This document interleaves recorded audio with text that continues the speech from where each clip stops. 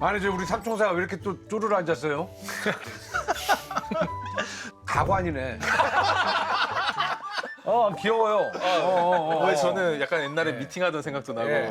그러니까요. 근데 뭐 저희가 이렇게 앉게 된 거는 또 이유가 있어서. 그렇죠. 그런데 또 오늘 새로운 탑승객께서 타셔서 제 자리를 얼른 비켜드렸습니다. 예. 네, 안녕하세요. 저는 과학기술학자고요. 예. 과학기술이 아닌 방식으로 연구를 하는 사람입니다. 저희가 사실 예전에 저 사이비 특집도 한번 했어요. 무슨 말이죠?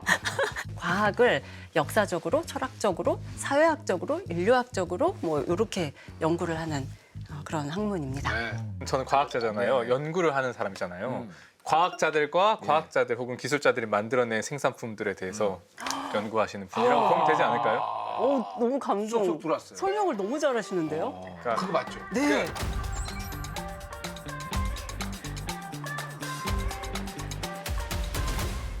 이분에게는 제가 예쁜 꼬마 손충인 거죠. 또 여기 이분은 초파리. 초파리. 쪽팔이. 여기는 예. 뭐 하실래요?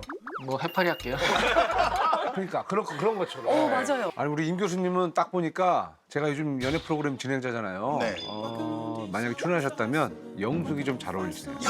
영숙이 잘 어울려요. 아, 이미지가 딱 있네요. 부러지시는 이미지가 있어가지고 예. 여러분들은 엘리트잖아요. 광수.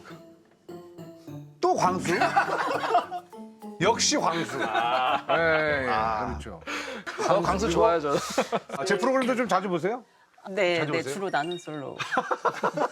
저는 왜냐면 제가 연구를 한 게 남들 관찰하는 연구를 했잖아요. 그래서 여기는 되게 리얼리즘이잖아요. 하이퍼죠. 다큐. 네, 하이퍼. 맞아요. 진짜 바로 문 열고 나가면 옆에 있을 것 같은 우리 동네 맞아요. 형 누나들. 맞아요. 그래서 정말 내가 이렇게 관찰하는 듯한 느낌이 들어서 그래서 더 재밌게 보고 원래 있어요. 관찰을 좋아하시는구나. 프로 관찰러시고. 또 이 예. 우리 사랑 찾아 헤매는 이 연애 프로그램이 네네. 엄청나게 인기인데 또 이런 또 연애 또 예. 사랑 이런 걸 또 진화생물학적인 관점에서 누구보다도 흥미진진하게 설명해 주실 좋습니다. 특별 게스트 오늘 정말 정말 특별한 분을 모셔서 네. 약간 지금 저 떨려요.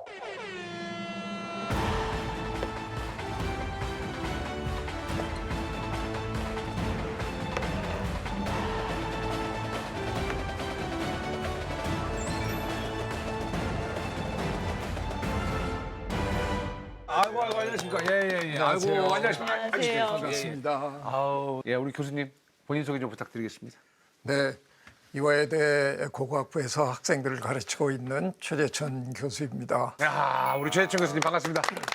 예. 저의 롤 모델이시니까 그렇구나. 미국에서 이제 연구하고 있을 때 연구를 그만두려고 했었어요. 제가 그냥 덜컥 교수님과 개인적인 인연이 하나도 없는데 편지를 드렸어요. 근데 정말 그날 바로 답장을 주셨어요. 그때 굉장히 따뜻한 위로와 덕담을 주셨고 마지막에 올해 정말 좋은 일들이 많을 겁니다라고 하셨는데 좋은 일들이 많이 일어나서 그 위기의 순간을 버티고 제가 지금 이 자리에 와서 이렇게 함께 대화를 나누고 있는 게 좀 눈물이 날 정도로 신기하네요. 감동적인데 그러면 저희가 예고편에 쓸 수 있게 눈물을 좀 흘려주시면 안 돼요? 몇 방울이라도. 제가 안약 가져왔는데 진화생물학계 쪽에서도 완전히 큰 어르신이기는 하지만 네. 과학 커뮤니케이터계에서도 엄청나게 유명하신. 네. 저의 진짜 배우신 적 있으세요? 네. 오, 저 그러세요? 대학생 때 수업도 들었고 또 이대세요? 특히 아니요 서울대 계실 때. 네, 제가 유일하게 전공 수업 중에 A+를 받았던. 네, 정말 유일하게. 네. 근데 우리 최 교수님 덕분에 이렇게 또 훌륭한 또 과학자로 성장할 수 있었고 이런 분들이 또 얼마나 많겠습니까? 맞아요. 그냥 정확히 어떤 부분을 연구하시는 분이라고 소개를 하면 될까요? 저는 그냥 평생 산으로 들로 바다로 강으로 다니면서 다른 동물들은 무슨 짓 하고 사나를 염탐 관찰한 사람이에요. 생물을 관찰하는. 네, 예. 사회 행동, 짝짓기 행동 뭐 이런 것들을 관찰해 왔습니다. 특히나 우리 교수님이 짝짓기 전문이라고 하시고 짝짓기 전문 이게 무슨 말이죠? 그러니까 이게 동물의 삶에서는 네. 살아남는 것도 중요하잖아요. 하루하루 버티는 그렇죠. 것도 생존 중요한데 생존보다도 사실은 더 중요한 게 번식이거든요. 예, 번식이요. 그 백날 생존하면 뭐합니까? 자식을 못 남기면 자기 유전자가 후세에 남겨지는 게 아니니까 그 부분을 집중적으로 제가 연구한 사람이에요. 교수님 맞습니다. 아니, 저렇게 감동할 수가 있나. 사연이 있으시군요. 후세에 남겨야 돼. 지금 와이프랑 저랑 만든 우주에 아이를 초대하고 싶은데.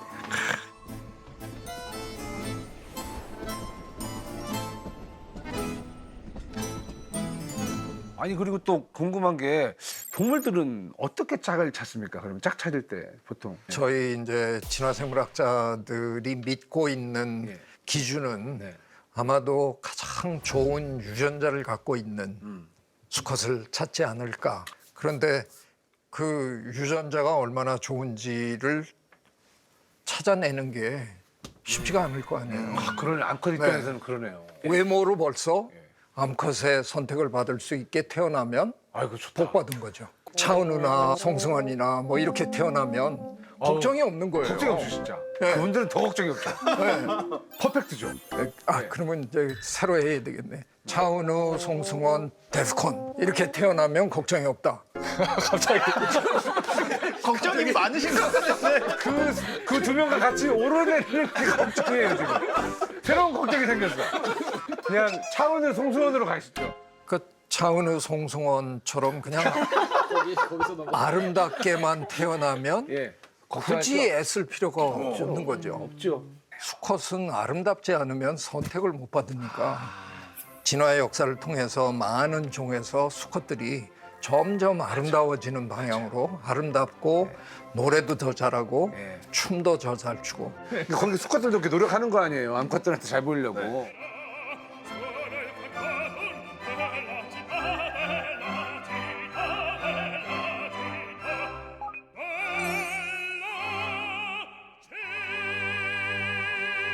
그래서 그냥 그 아름다움으로 승부를 보는 수컷들이 있는 거고요. 말 같은 애들.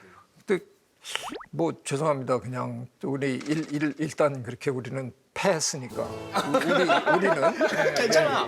우리는 그러니까 미로 승부를 걸 수 없으니까 그렇죠. 우리는 우리가 할 수 있는 일을 해야 될 거 아니에요. 포기할 수는 없잖아요. 그러니까 우리는 영역을 확보해 둔다든가 땅이 그러면 많다든지. 그 영역 안에서 자식을 키우고 싶어하는 암컷들이 들어와 줄 테니까 재산을 가지고 암컷을 유혹할 수 있는 거고. 인간하고 똑같네. 뉴기니나 뭐 이런 데를 가면 정자새라고 부르는 새가 있거든요. 정자새요? 문제하세요? 바워 버드라고 그러는데 그 바워가 약간의 정자 같은 새. 깜짝 놀랐네. 스펄 말고. 그게 이제 나뭇가지 같은 걸로 이렇게 움막처럼 만들기도 하고 뭐 그런 데가 이래갖고 있어요. 그걸 이제 암컷들이 나중에 와서 평가. 집을 얼마나 잘 졌나를 평가하는 거예요. 근데 그걸로 끝이 나는 게 아니라 그 집을 또 장식을 해요. 그래갖고 수컷에 따라서 한 색깔로 정리를 해요. 그러니까 파란 것들만 쫙 모아가지고 앞에다가 이렇게 쫙 아니면 매일 아침 새로 피어난 꽃을 따다가 그냥 꽂아두기도 하고 혼수 그러니까 보는 거죠, 이게 혼수. 우리 인간 사회에서 우리가 흔히 미학이라고 부르는 네. 거에 인테리어를 하네요. 혹시 기원이 거기 있을지 않을까 뭐 이런 생각까지 하겠고 인테리어를 해버리는 새가. 저는 우연히 봤던 게 그 심해 이제 모래 바닥이 있을 거잖아요. 그 바닥에서 미스터리 서클 같은 게 발견이 됐다라고 그래가지고 막 되게 희한한 무늬에 무슨 성 같은 거를 지어놓은 것 같은 이런 무늬가 생겼더라고요. 방사형. 방사형으로요 이렇게. 그래가지고 야 이게 뭐지? 찾아보니까 수컷 보고가 암컷에게 구애를 하기 위해서 만든 문양이 있더라고요. 헤엄을 치면서. 근데 그 모양이 정말 대칭적이에요. 정교해요. 되게 정교하고 보고가 만들 수 있다고 처음에는 못 믿었죠. 근데 보고가 만드는 장면을 나중에 확인을 했었어요. 네.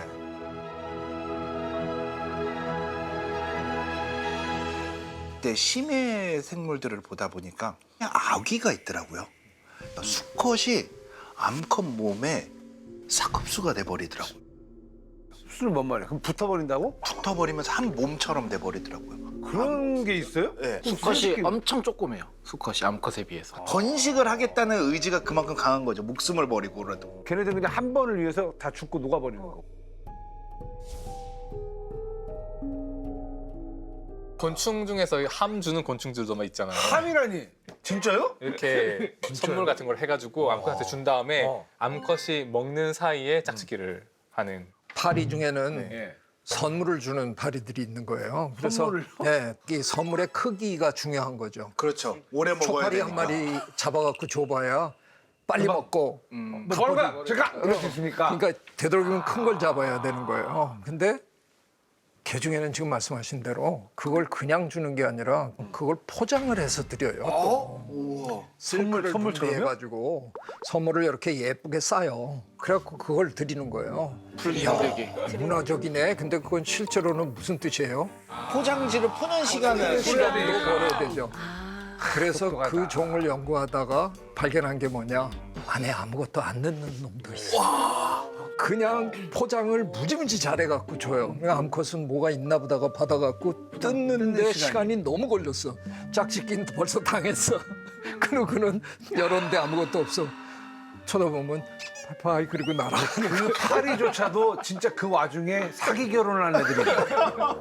그럼 이 동물계 쪽에 이런 때는 그 암컷이 구애를 하는 건 없습니까? 암컷이 뭐 춤을 춘다든지 뭐 암컷이 뭐 이렇게 유인한다든지. 수컷처럼 막 이렇게 화려하게 뭔가를 하는 암컷이 그렇게 흔하진 않은 것 같고요. 그렇겠네. 제가 찾은 되게 재밌는 사례가 토피 영양이라고 하는 토피 영양. 네, 영양이요? 아, 네, 영양. 영양인데 사슴 같은. 네네네. 암컷 같은 경우에는 1년에 하루 발정기가 하루. 그 임신 그러니까 할 수 있는 게 딱 하루. 네. 1년 중에 딱 하루라 가지고 그날 정말 난리가 나는 거예요. 아 그래요? 네, 그날 난리가 나서 뭐 암컷 한 마리당 평균 한 4마리 수컷이랑 이제 짝짓기를 하는데 그렇게 되면 어떻게 되냐면 사실 암컷들이 하루 동안 막 많이 찾으니까 수컷들 입장에서는 맞아요. 정자가 이 고갈되는 것까지 가는 거예요. 아 종자 고갈 사태까지 네. 갑니까? 그래서 암컷들끼리는 오히려 더 경쟁이 되고 수컷들끼리는 좀 더 까다롭게 오히려 약간은 좀 선택하는 조금 그런 사례도 있긴 약간 하더라고요. 참 오늘 느끼는 게 야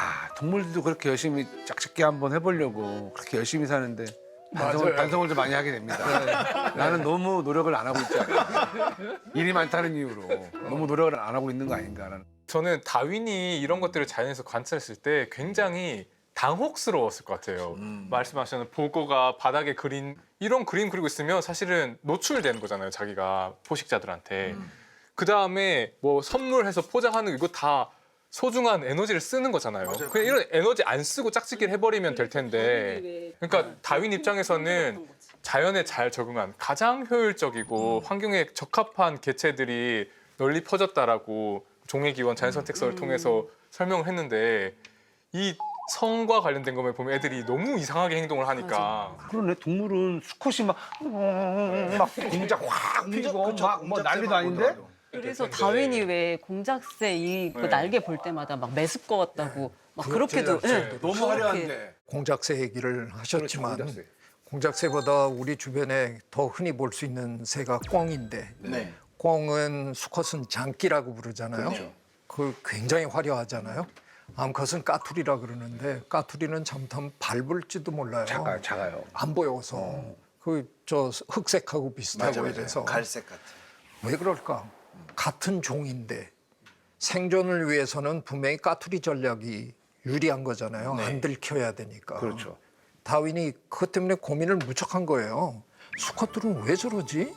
지가 자꾸 나대가지고 색깔이 화려하니까 포식동물한테 그냥 들키는데 그렇죠. 거기다가 또 장기도 왜 산에 다니다 보면 돼지 멱다는 소리 같은 거 꽉꽉 낸. 꽉 하잖아요. 네. 나 여기 있어. 알리고. 아니 저건 뭐 하는 짓이야. 그 다윈이 1859년에 종의기원을 출간했잖아요. 네. 종의기원 이 두툼한 책을 읽다 보면 뒷부분에 가면 그런 얘기들이 나와요.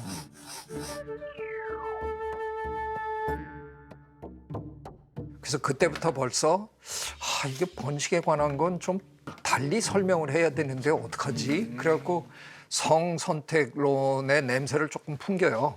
그러곤 12년 후에 1871년에 인간의 유래라는 책에서 이제 본격적으로 내추럴 셀렉션, 자연 선택이라는 게 있는가 하면 또 섹슈얼 셀렉션, 성선택이라는 메커니즘이 따로 있다. 번식에 작용하는 메커니즘이 따로 있다 하는 걸 이제 내놓은 거예요. 그 얘기는 생존에는 좀 불리했을지 모르지만 번식 과정에서 훨씬 탁월한 능력을 보였기 때문에 그의 유전자가 후세에 더 많이 남겨줬다. 그 얘기는 내추럴 셀렉션보다 어떤 의미에선 섹슈얼 셀렉션이 진화에 있어서 더 막강한 힘을 발휘했을 수도 있다. 다윈 선생님이 두 가지로 설명했거든요. 하나는 암컷에게 선택권이 주어졌기 때문에 암컷에게. 그래서 수컷은 경쟁할 수밖에 없다. 암컷의 선택을 받기 위해서. 그러니까 수컷은 경쟁하기 위해서 태어난 존재들이라는 거죠. 근데 다행히 그냥 잘나면 별로 경쟁 안 해도 좋은 삶을 사는 거고, 그렇게 안 되면 피나는 경쟁을 통해서 다른 수컷들로 하여금 암컷에게 접근하지 못하도록 하는 전략을 써야 되는 거죠.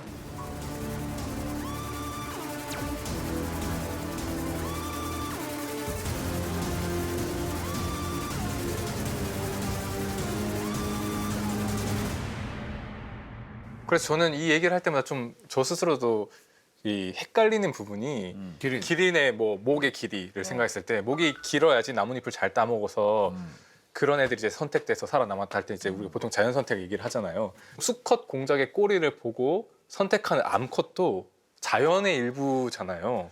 그래서 이게 성선택을 자연 선택의 일부로 봐야 되는지 아니면 이거 두 가지를 다른 선택의 종류라고 구분해야 되는지 저는 제가 늘 헷갈리더라고요. 저도 진화생물학자지만. 분야에서 그냥 핵심을 짚으신 건데요. 그걸 두고 하여간 몇십 년 동안 지금 계속 연구 중입니다. 싸우고 있어요. 네, 지금 네. 논문도 많이 나오고. 지금도 싸우고 있는 지금도. 네. 저는 둘을 합쳐야 된다는 주장을 하는 학자군에 속해 있어요. 그러니까 자연 선택은 남기 위해서 하는, 그래서 해야 되는 선택들. 그러니까 더 많이 먹어야 되고 더 뭘 빨리 달려야 되고 뭐 이런 거지만, 그냥 섹슈얼 셀렉션, 성 선택은 배우자를 선택하는 그냥 그 특별한 메커니즘인데, 이거를 굳이 따로 분리해낼 필요가 저는 없다고 생각해요. 우리가 그동안은 기린의 목이 길어진 게 더 위에 있는 이파리를 뜯어먹기 위해서 했다. 그거를 이제 정설처럼 받아들였잖아요. 네. 최근에 나온 저 연구 결과에 의하면 그 암컷을 차지하기 위해서 싸울 때 목이 거대한 저 수컷 기린이 유리하다는 연구 결과가 또 나와 있어요.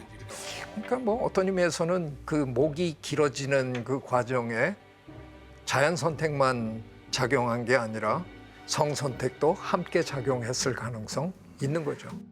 동물계를 보면 교수님 말씀하신 것처럼 보통 수컷들이 화려하잖아요. 근데 인간들은 왜 이렇게 패션 같은 것들 봤을 때 저는 예를 들면 쇼핑하러 가면 와이프는 옷이 정말 다양한 종류의 옷이 많은데 남자들 맨날 똑같아요. 그러니까 그런 노력을 잘 안 하죠. 패션이나 이런 거 꾸미는 거는 네. 여성분들이 뭐 엄청나죠. 그래서 그게 왜 인간은 좀 다를까? 동물은 다른데. 문명 때문이죠. 문명에 굉장히 좋은 점이 많지만 자연 법칙을 거스르는 이 현상들이 누군가가 이제 아름다워 보이려고 애를 쓴다라는 거는 그 사람이 권력을 가진 게 아니라 그걸 보고 선택하는 사람들이 권력을 갖는 거거든요. 25만 년, 29만 년 동안 우리 수렵 채집을 했거든요. 남자들은 사냥하고 여성들은 주로 견과류 뭐 이런 거 채집하고 이랬는데, 날이면 날마다 잡는 게 아니잖아요. 네, 그렇죠. 그러니까 대부분의 날에는 저녁상은 엄마가 차렸어요. 근데 토끼도 한 마디 못 잡아온 주제에 거기서 그때부터 고기 숙인 남편이 되는 거야. 그렇죠. 뭐 했겠어요. 일주일에 한 번 노루 한 마리 잡아서 등에 메고 왔다. 그날 뭐 난리 나는 거지. 그거 구워주면서 뭐 맛있지. 그러니까 이제 XYY가 되는 거야. 그렇죠. 순간이야. 효율이 별로 높지 않으니까 별로 남성 중심의 사회가 아니었어요. 그러다가 농경을 하면서는 근육의 힘을 사용해서 농사를 꽝꽝 지어가지고 그 수확물을 광에다가 딱 넣고 곡간 열쇠를 딱 손에 쥐면서 여성을 지배하게 된 거죠. 근대 문명 사회로 들어오면서 경제권이 남성의 손으로 확실하게 넘어가면서 여성들이 치장을 하게 됐을 거다. 이게 제 이론입니다. 저는 그래서 그런 예언 아닌 예언도 했거든요. 한 십몇 년 전에 남성 화장품 시장이 여성 화장품 시장을 능가할 것이다. 언젠가는. 지금은 우리가 근육의 힘으로 돈을 버는 시대가 아니잖아요. 네트워킹으로 주로 버는 거니까. 네트워킹은 여성들이 남성들보다 훨씬 탁월하다는 게 거의 유대감. 인정됐잖아요. 그러면 또 달라지는 거죠. 그때가 되면 너무 좋은데? 우리가 치장을 해야 돼요. 외모 같은 거를 가지고 우리가 계속 매력을 어필로 생각하는데 저는 거기서 바뀐 게 우리는 언어를 사용하고 뭐 음악이나 예술이 있잖아요. 솔직히 어느 정도 외모가 다 꾸며져야 흔히 말하는 그 예선전을 통과할 수 있지만 거기만 넣으면 입만 잘 털어서도 분명히 연애를 하고 결혼하는 경우도 많은 거 보면 우리가 그 뽐내거나 구애해야 하는 게 단순히 외모만이 아닌 다른 무형적인 걸로 옮겨갔을 거라고 저는 느끼고 있어서 복합적이죠. 질문이 하나 있었던 게 제가 이제 성형 연구를 하다 보니까 직접 성형을 받으셨다고. 아 진짜요? 연구를 하기 위해서. 아 그러세요? 네네네. 왜냐하면 환자를 관찰하는 거는 어렵잖아요. 환자 그래서 그럼 내가 하고 나를 관찰하지 뭐. 그래서 셀프 익스페리먼트. 대단한 거죠. 대단한 거죠. 아니 근데 이게 한편으로는 성형을 하는 이유가 미래의 배우자들 사람한테 잘 보이기 위해서 좋은 유전자를 가지고 있을 것처럼 보이고 하는 그런 의미에서 보면 성선택을 되게 따라가는 것처럼 보이지만 또 한편으로는 얘는 사실 유전자의 표현형만 바꾸는 거지 그렇죠. 실제 유전자를 건드릴 수는 없는 거라 아이를 낳으면 어차피 또 성형 전에 그 표현형을 될 수밖에 없는 거라서 약간 이게 혹시 인간의 어떤 이런 행위가 전체 어떤 진화에 뭐 영향을 준달까 아니면 성선택 이론으로 봤을 때 저 줄 문제가 수도 있달까? 있겠죠. 이런 게 근데 있을까요? 뜻밖의 동물에서도 나타납니다. 그 낸시 버리라는 미국 교수님이 그 십자매를 가지고 이제 연구를 하다가 우연찮게 발견을 한 거예요. 어떤 수컷 하나에 깃털이 어떻게 이렇게 잘못돼 갖고 이렇게 삐죽게 나왔어요. 암컷들이 그 수컷을 막 쫓아다니는 거예요. 이거 뭐지? 그래갖고 이 양반이 착안을 해가지고 작은 모자를 만들어서 몇몇 수컷한테 씌워봤어요. 암컷들이 좋아하는 거예요. 아, 꾸밈이 있구나. 못 보던 형질이 나타난 거예요.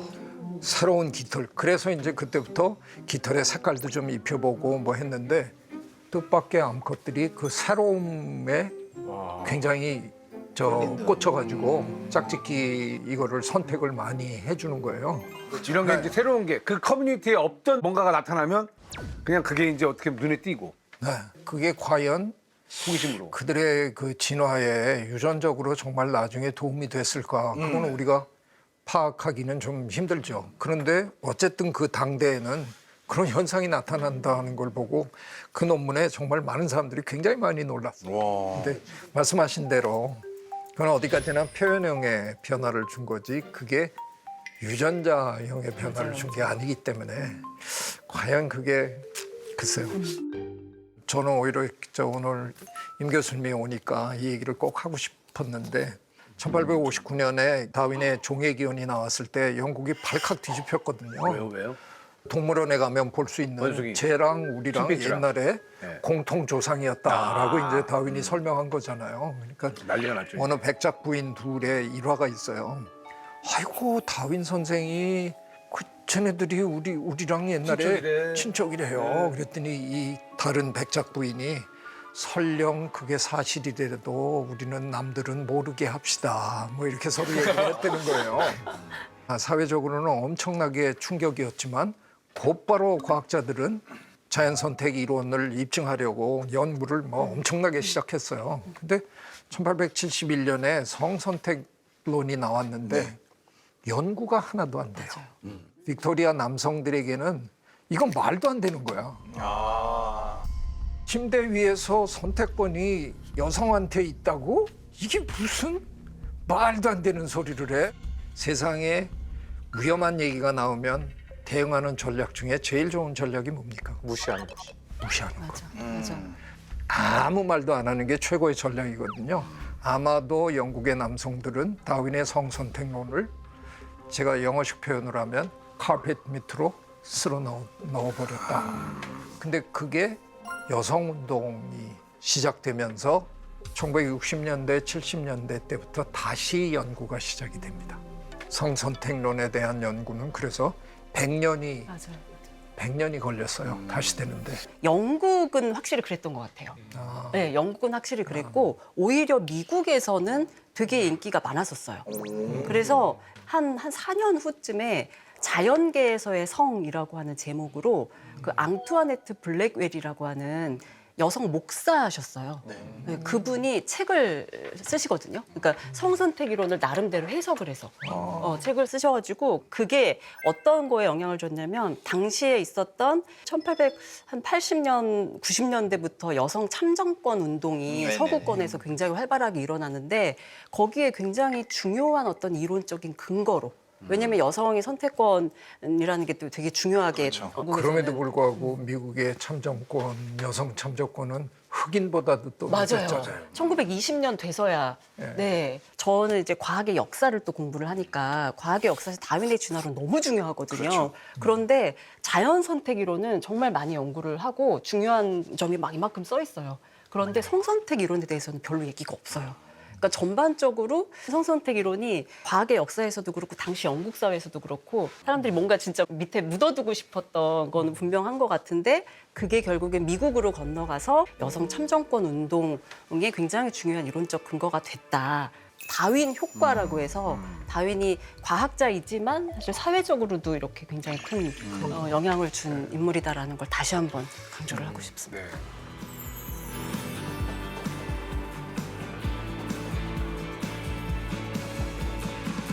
너무 재밌거든요 지금 뭐 이런 짝짓기 관련된 동물들의 다양한 에피소드 그 애완 이런 게 이제 너무 재밌어. 왜 그렇게 아니, 예. 형이 약간 헷갈리신 것 같았어. 지금 나는 솔로 MC인지 시민의 과학 MC인지. 남녀는 참 힘들게 산다는 생각도 들고 야 남자와 여자 참 다르고 힘들다라는 생각도 들지만 나는 솔로를 제 아내가 종종 틀어놓고 보길래 가끔 옆에서 봤는데 정말 데프콘 저분은 천재인 것 같아요. 네, 천재예요. 그 진화생물학적으로 분석할 때 보이는 그 사람들의 그 심리 변화를 기가 막히게 짚어내더라고요. 네. 아마 데프콘님도 교수님 수업 들었으면 A뿔.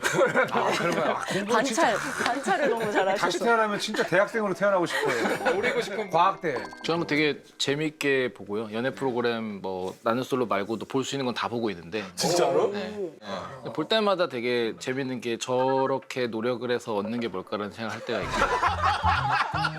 노력을 얻는 제가 게 제일 뭘까? 재밌게 사실 이거는 오해하시면 안 되는데 제일 재밌게 본 게 그 돌싱 특집이 사실 제일 재밌었어요. 돌싱이 나는 솔로에서. 재밌어요? 이게 돌싱이 됐다는 건 뭔가 지금 상황에 위협감을 느낀 사람들이 생존을 위해 선택한 걸 텐데 왜 다시 그곳으로 돌아가고 싶어 하는 걸까? 그러면은 약간 인간은 같은 실수를 반복하는 존재들이 아닐까 그런 생각하면서 보고 다들 열심히구나. 만약에 나도 저기 가면은 그렇게 나타날까? 라는 되게 궁금한 이입해가면서. 영입해. 아 그러려면은 돌싱이 돼야 되는데. 아니 지금 결혼하셔가지고 나오면 대박을 칠 것 같은데. 어떤 의미로? 예? 어떤 의미로? 아 제가 이제 실드를 많이 칠 것 같아요. 예. 아 근데 왜 이 세상에는 남자와 여자로 이렇게 나뉘어져 있는 건지. 그렇게요. 이게 저는 너무 궁금합니다. 그러게요. 그 안 나눴으면 참 편했을 텐데 진화생물학적으로 보면 그렇게 되는 게 가장 좋을 수밖에 없어요. 그게 발랐습니까? 어쨌든 내 유전자를 후세에 남겨야 되는데 한쪽에서는 어떻게든 내 유전자를 누구에게 갖다 주기를 원하는 쪽이 있고요. 그걸 받으려고 하는 쪽이 있다 보면 이게 가져다 줘야 되는 쪽은 가능하면 몸이 가벼워야 나셔야 되고. 빨리빨리 움직이고 많은 곳에 배달을 할 거 아니에요. 네. 그러다 보니까 그 전략은 정자를 만드는 쪽으로 움직여 간 거고요. 작은 정자를 많이 만들어가지고 한꺼번에 터뜨리는 거예요. 많이 사정을 해서 퍼져나가도록. 근데 그걸 받는 쪽에서는 이걸 하나의 생명체로 키워내는 게 훨씬 더 중요하니까 에너지를 좀 많이 축적해갖고 큰 거를 갖게 되는. 그러니까 주식으로 얘기하면 뭐 삼성전자 같은 이런 무량주. 그런 주를 하나 갖고 있는 전략이 있는가 하면 혹시나 싼 거를 샀는데 그게 확 오르지 않을까 해가지고 값싼 걸 많이 사가지고 혹시나 하는 전략을 쓸 수도 있는 거잖아요. 님 혹시나. 예 들어가 계세요? 아니요. 안 들어가니까 평안하게 얘기하시네요. 저는 뭐 주식이란 걸 사본 적이 없기 때문에. 아, 그러세요? 저는 주식으로는 비유를 못하겠어요. 너무 하락이라. 예, 대한민국 대기업을 저는 늘 응원합니다. 네. 자, 간단하게 암은 난자를 만드는 성별, 그리고 수는 정자를 만드는 성별. 그러니까 동물들이 각양각색이지만 요걸로 가지고 되게 분명하게 구분할 수 있고 결국은 양으로 승부하거나 질로 승부하거나 둘 중에 하나로 해야지 어중간하게 승부를 하게 되면 도태되는 가능성이 크고 이거를 이 진화생물학에서 분단 선택이라고 얘기해요. 되게 특이한 자연 선택 패턴이 양쪽 극단, 질로 승부하거나 양으로 승부하거나 하는 방향으로 양극단이 선택돼서 제3의 성은 출현하기 힘들다라고 하는 게 이 분단성 선택으로 왜 암수로 갈리냐라고 얘기를 하는 중요한 그 진화생물학적인 설명인데요. 그 남녀의 생물학적 차이에 대한 이야기를 그러면 이게 생물학적으로는 어떻게 다르다고 생각을 하면 될까요? 그냥 염색체를 들여다보면 그냥 무조건 일단 다르죠. 달라요? 예, X 염색체의 크기와 Y 염색체의 크기가 달라요. Y 염색체는 이제 멀쩡하던 X 염색체의 일부가 떨어져 나갔는데 못 찾아요. 없어졌어요, 그냥. 그래서 유전자 숫자만 놓고 보면 여성의 X 염색체는 유전자가 몇천 개가나 있는데 남성 Y 염색체에는 엄청 줄어들었어요. 왜 이렇게 줄어들었어요? 100개도 안, 그러니까 좋은 유전자들이 다 떨어져 나간 거예요. 그러니까 반쪽인가요, 그러면? 유전자로 따지면? 성염색체는 반쪽이라고 볼 수 있죠. 그래요? 실제로 의학적으로 그래서 여성들이 훨씬 질병이나 뭐 이런데 훨씬 내성이 강한 편이에요. 성별의 핵심은 역할? 아니요. 같은 성끼리는 융합해서 개체를 만들 수가 없어요. 당연한 얘기겠죠. 그렇죠. 아주 근데 그 재밌는 거 하나는 또 말씀드릴 수 있는 게 그러니까 인간 남성의 Y 염색체인데 이게 1959년에 Y 염색체가 남성 성별을 결정한다라는 게 밝혀졌다고 해요. 근데 그 직후부터 해서 한 60년대, 70년대 한 초중반 거의 한 10년 동안 무슨 연구가 많았냐면 그 Y 염색체를 하나 더 가진 남성. X, Y, Y. Y. 그런 사람 있어요? 있어요. 하나 더 가지면 어떻게 되죠? 남자나 더, 그럼 진짜 막. 정확하게 그렇게 생각이 드시죠? 정확하게 그 이후로 과학자들이 거의 한 10년 동안을 Y 염색체 연구의 80% 이상이 다 XYY 염색체 연구에만 XYY. 다 몰렸대요. 그리고 왜 그러냐 하면 그 연구 주제도 뭐냐면 방금 말씀하신 대로 Y 염색체 하나 더 가진 남자가 더 폭력적이고 범죄율이 더 공격적이고 그래서 심지어는 미국 국립보건원에서 보고서까지 나왔었어요. 이런 남성들이 앞으로 범죄를 일으킬 텐데 우리가 어떻게 대처를 해야 되냐. 결국엔 70년대 중반이 되면 더 이제 역학조사 대규모로 해보니까 아니네. 아니, 별 연관관계가 별 연관은 별로. 없다. 조금 폭력성이 좀 과도한 약간 정신질환을 가진 분들을 입원시켜놓는 시설에 염색체 검사까지 했는데. 한 거를 봤더니 한 3.5% 정도가 Y 염색체를 하나씩 더 가지고 있었다는 거예요. XYY. 이게 유의미하다고 생각을 했는데 나중에 봤더니 수치적으로. X 염색체를 하나 더 가진 남성도 3.5% 정도가 있었던 거죠. XX. 염색체가 뭐 일종의 뭐 성별을 결정할 수는 있어도 사실 남성 성, 여성 성은 사실 관계가 없는 건데 그러게요. 3.5, 3.5 빼면은 93%는 그냥 XY인 맞아요. 거잖아요. 사실은 아무 관련이 없는 일반인은 제일 거예요. 위험한 거네요. 근데 거기 염색체 하나 더 있어도 신체 다른 문제는 안 생기나요? 있죠. 당연히 있겠죠. 나중에 이제 세포 분열하는데 뭐 이런데 이상이 생기고 뭐 이래서 대개 그런 분들은 자식이 없어요. 네. 근데 성이라는 게 암수 딱 이렇게 두 개밖에 없는 겁니까? 이 생물학에서는요? 아니요. 종에 따라서는 성이 3개가 있는 것도 있고 식물에서는 무수히 많은 성들이 존재할 수 있는 거죠. 식물은 대개의 경우에 암수가 한 몸에 한 암수가 꽃에 한 몸에 있잖아요.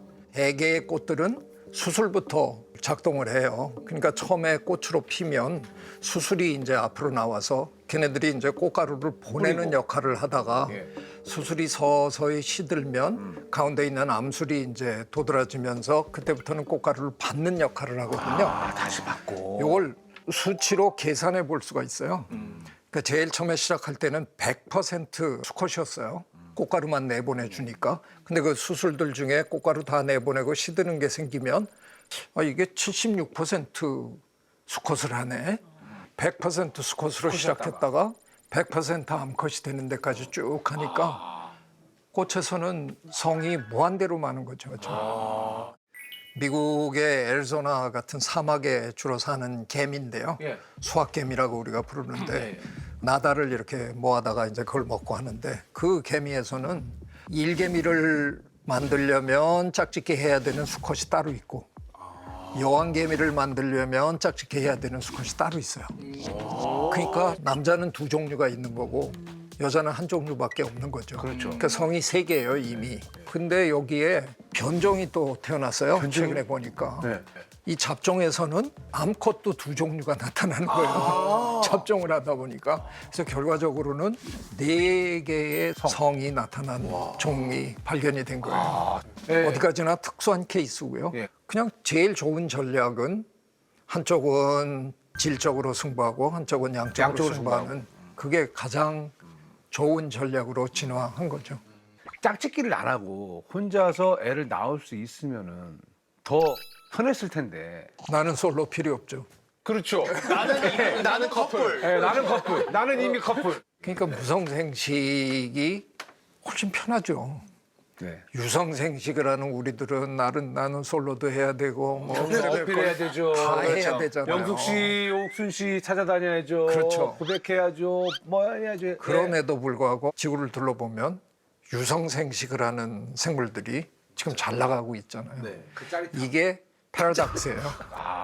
그럼에도 불구하고 왜 유성생식을 하는가라고 하는 게 사실 진화생물학에서 되게 성과 관련해서 중요한 문제라고 할 수 있습니다. 그 무성생식을 하는 단세포 진흙생물들도 환경이 척박해지면 유성생식을 하는 경우가 많아요. 이때 이 유전 변이들이 조합되면서 환경에 견딜 수 있는 개체가 나올 가능성이 무성생식을 하는 경우에 비해는 커지게 되고 이런 유성생식의 장점 때문에 아마도 유성생식이 널리 퍼지게 되었을 거라고 보고 있어요.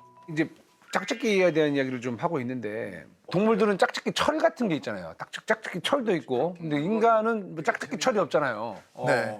왜 우리 인간은 저 번식기라는 게 딱 정해지지 않았을까? 없어요, 그것도 인간은. 그것도 굉장히 흥미로운 연구 주제 중에 하나입니다. 유전적으로 딱 정해진 건지 아니면 그것도 환경에 영향이 좀 있는 건지 지금 좀 여러 가지 얘기들이 좀 나오고 있어요. 번식기가 되면 암컷의 체외 생식기가 벌겋게 이렇게 부풀어 오르거든요. 뒤에 막 이렇게 부풀어 오른 채로 막 걸어 다녀요. 그럼 뭐 수컷들이 다 미치는 거죠. 막 줄줄줄 따라다니면서 그 암컷하고 짝짓기를 하려고 지금이 짝짓기 해야 되는 시점이니까. 근데 인간 여성은 전혀 안 보이게 하거든요. 그렇죠. 이걸 우리가 은폐한 배란이라고 하거든요. 아 그래요. 은폐. 배란이 은폐돼 있는 묘한 영장류. 알 수 없는. 예. 가설이 있으세요, 교수님? 아니 뭐 여러 가지 말씀 좀 가설들이 해주세요. 있어요. 예. 한번 전략적으로 한번 생각해 보세요. 분명히 드러나면 그때만 신경 쓰면 되잖아요. 그렇죠. 근데 그걸 모르면서도 할 수 있는 전략은 한 여성을 계속 지켜보면서 그 여성이 어느 날인가는 수대 가능한 날이 올 테니까 어쩌면 한 여성과 섹스하는 방법이 결과적으로 더 효율적이었을 거다. 그거를 이끌어내는데 기여했을 수 있겠다.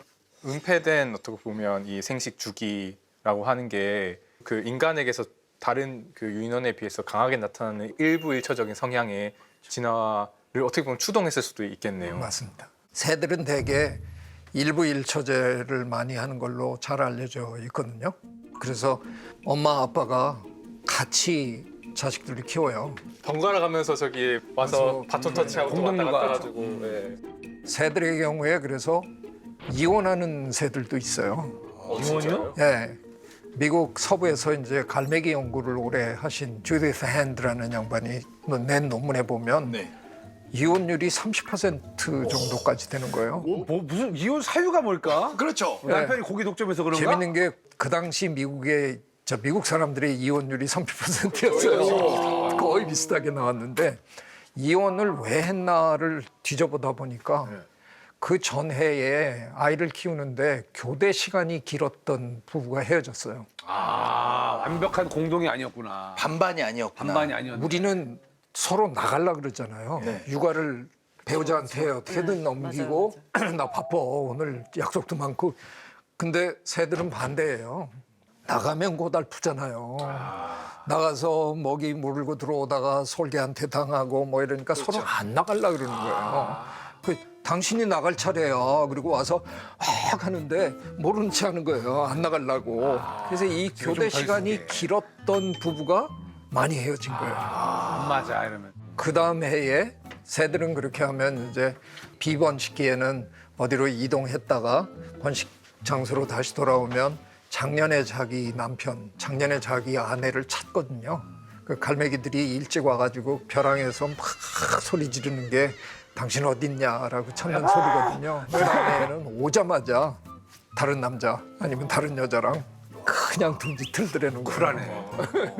어릴 때부터 궁금한 게 있었던 게 뭐냐면은 여자의 이제 가슴 같은 경우에는 젖을 먹여서 키운다는 그렇지. 뚜렷한 목적을 가지고 있잖아요. 네. 근데 남자의 젖꼭지 같은 경우에는 아무 의미가 없잖아요. 남자의 젖꼭지는 꼭 필요 없는 걸까요, 교수님? 이거는 그냥 기능의 문제가 아니라 유전자 발현 과정에서 그냥 생겨난 그런 케이스예요.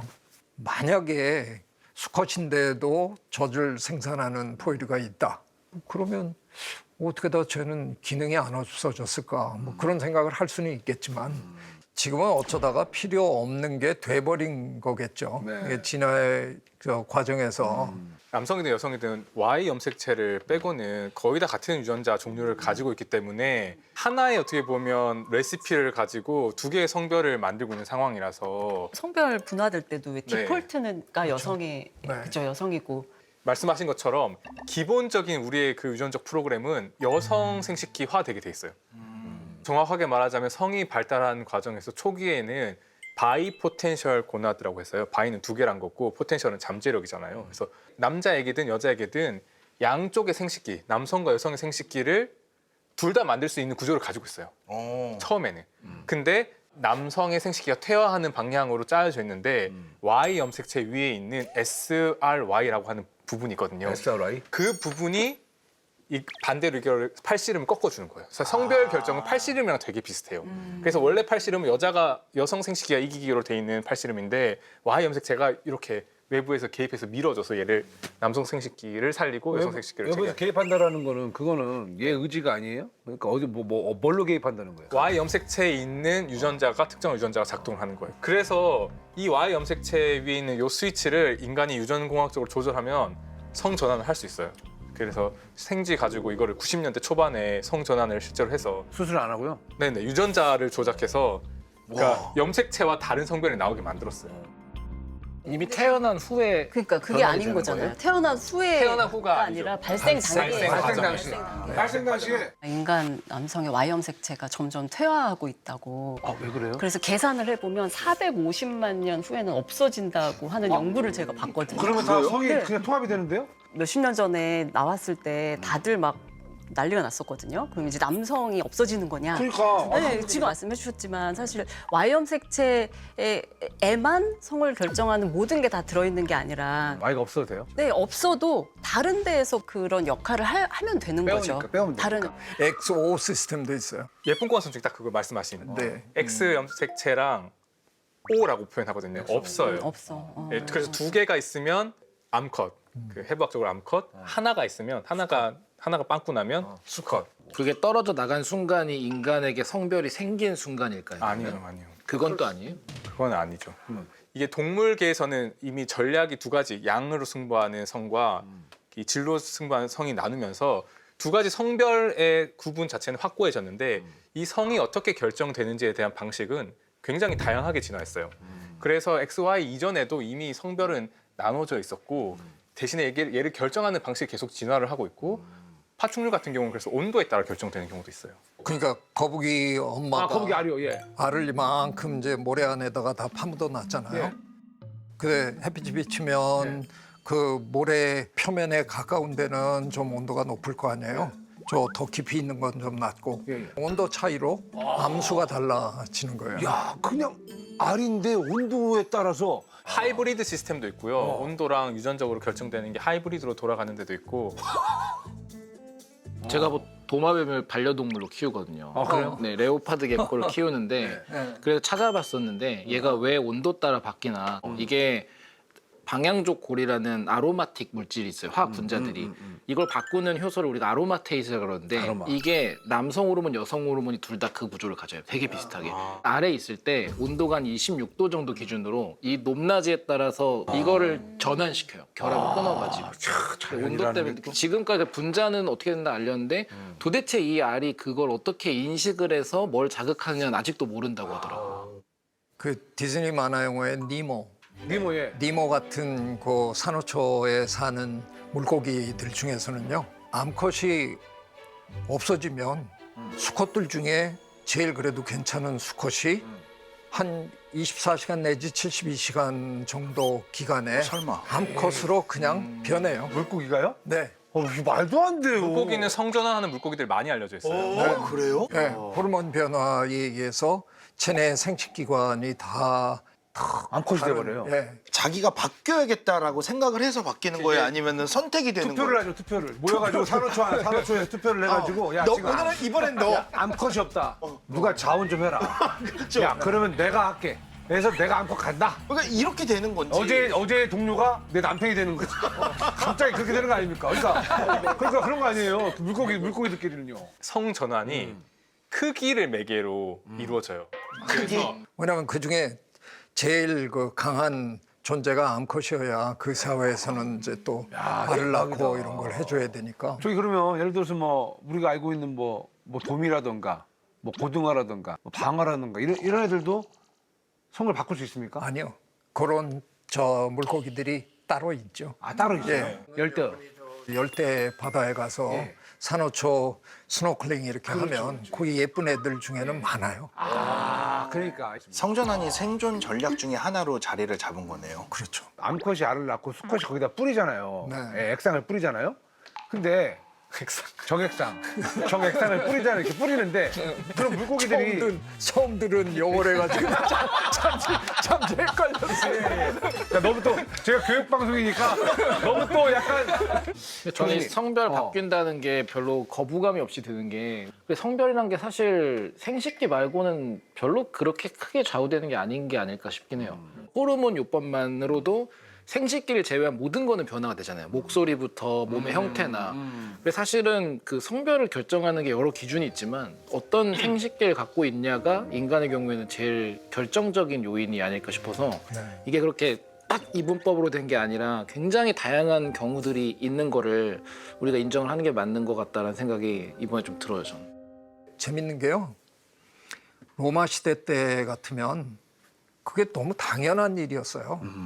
그냥 오히려. 중간 성들이 존재해요.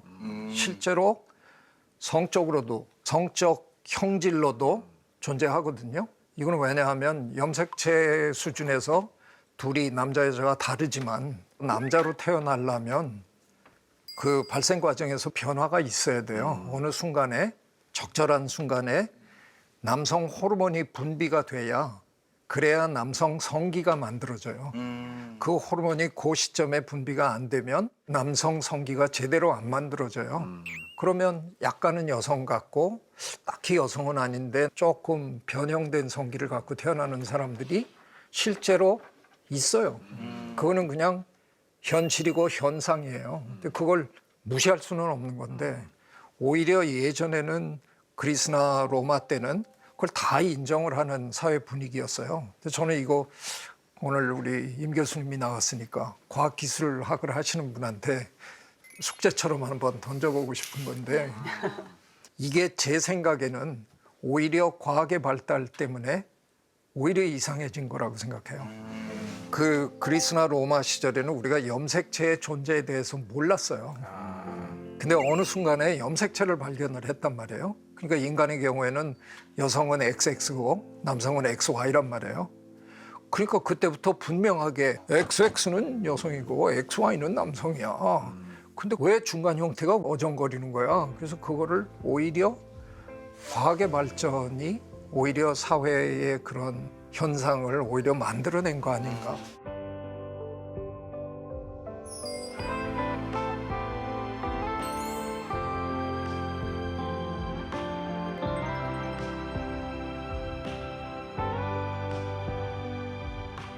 오늘 우리 교수님 어떠셨습니까? 야, 장난 아니네. 끼어들지를 못하겠어. 너무 말씀들을. 많이 자제했는데요. 지금 저 많이 자제하신 거예요. 자제하고 있었어요.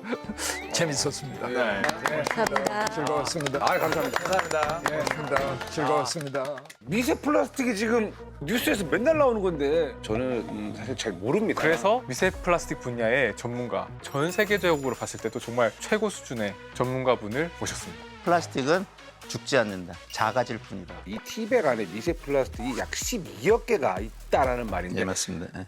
예? 맞습니까? 예. 세탁을 하면 털고 입고 다니잖아요. 거의 같은 형이 나옵니다. 아까 말씀드린 대기로 나와요. 심장마비, 심근경색. 이게 그 유발하고 뇌까지 가고 이 얘기는 너무 깜짝 놀라서 그러니까 공기가 됐든 물이 됐든 음식물을 통해서 섭취를 하게 되는데 일주일에 신용카드 한 장 5g을 먹습니다. 일주일이에요? 예. 그럼 앞으로 우리는 어떻게 해야 될까요? 미세 플라스틱 먹어서 없애자. 어쩔 수가 없습니다. 어쩔 수가.